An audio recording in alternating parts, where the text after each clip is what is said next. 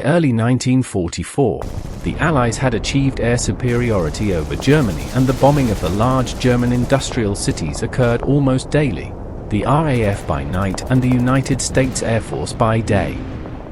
In an effort to ensure that production could continue, parts of the German war industry were moved underground. In March 1944, the Nazis began the establishment of an underground factory near the Dutch town of Geulhem, northeast of Maastricht. At that location, there was already a gypsum quarry, conveniently near the Maastricht-Aachen railway. Forced laborers were used for the construction work, and they quickly cast concrete floors, created elevated corridors, and all the support columns were strengthened.